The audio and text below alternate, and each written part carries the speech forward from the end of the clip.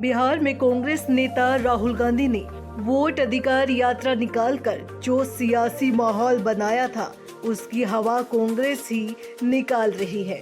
ये मोदी की मां के खिलाफ आपत्तिजनक टिप्पणी का मुद्दा अभी थमा भी नहीं था कि अब कांग्रेस की केरल इकाई ने बिहार की तुलना बीड़ी से करके एनडीए को एक बड़ा सियासी मुद्दा दे दिया है। कांग्रेस की केरल इकाई ने जीएसटी में किए सुधार को लेकर बीजेपी पर तंज कसते हुए एक चार्ट पोस्ट किया।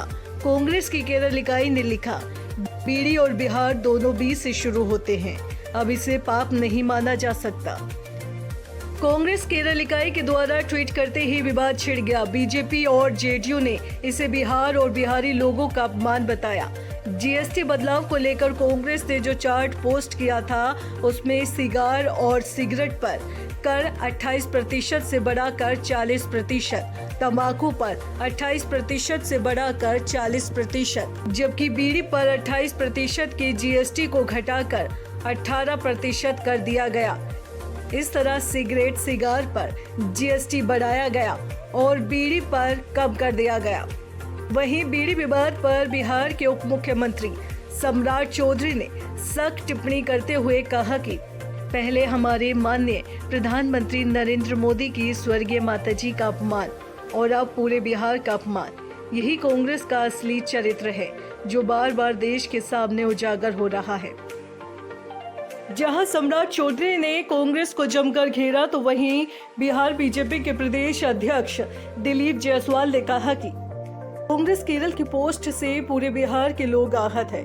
पता नहीं कांग्रेस की ये कैसी मानसिकता है, बीड़ी की तुलना बिहार से की, जो बहुत दुखद है।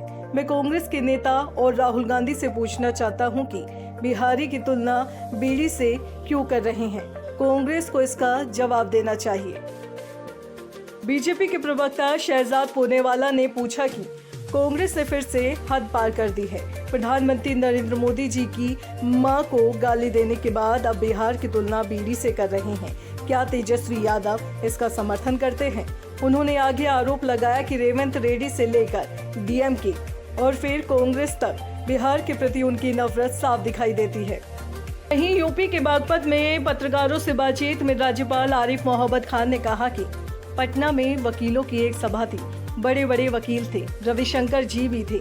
मैंने वहां कहा, आप वकील लोग हैं, अगर आप अदालत में स्तर से गिरी हुई और अमर्यादित भाषा का प्रयोग करेंगे तो क्या अदालत आपको इसकी इजाजत देगी? अगर फिर भी करेंगे तो क्या होगा? तो कहा गया सजा देगी। मैंने कहा, जहां कानून की व्याख्या होती है और कानून के अनुसार न्याय की प्रक्रिया होती है, वहां अमर्यादित भाषा के लिए कोई जगह नहीं होती। बीड़ी तो छोटी बात है। राज्यपाल ने आगे कहा, संसद में क्या हो गया है वो तो मैं अपने मुंह से कहना भी नहीं चाहता। लोकतंत्र लोकलाज के सहारे चलता है। लोकतंत्र मर्यादा का सम्मान करने से चलता है, अपने ऊपर नियंत्रण रखने से चलता है। अगर सत्ता की इच्छा ऐसी है कि वो स्वच्छंद हो गई है और हम किसी मर्यादा का सम्मान नहीं करेंगे तो जनता उसका संज्ञान लेगी, और मैं मानता हूँ कि भारत की जनता लोकतंत्र को कमजोर नहीं होने देगी। पूरे विवाद में महागठबंधन में शामिल आरजेडी के नेता तेजस्वी यादव ने भी अपनी प्रतिक्रिया दी। उन्होंने इस पूरे मुद्दे पर कहा, मैंने इस ट्वीट को अभी तक देखा नहीं है, मगर बिहार को लेकर अगर कोई आपत्तिजनक बात की गई है तो जरूर उसके लिए माफी मांगनी चाहिए। जाहिर है कि बिहार में विधानसभा चुनाव से पहले बीड़ी विवाद महागठबंधन के लिए मुसीबत खड़ा कर सकता है। पहले गाली कांड, अब बीड़ी विवाद, जो बिहार में राहुल गांधी की वोट अधिकार यात्रा पर पानी फेर रहा है। दोस्तों, कांग्रेस केरल इकाई के बिहार और बीड़ी पर दिए गए बयान पर आपकी क्या राय है? कमेंट करके जरूर बताएं। साथ ही डुगू की डिग्गी को जल्दी से सब्सक्राइब करें।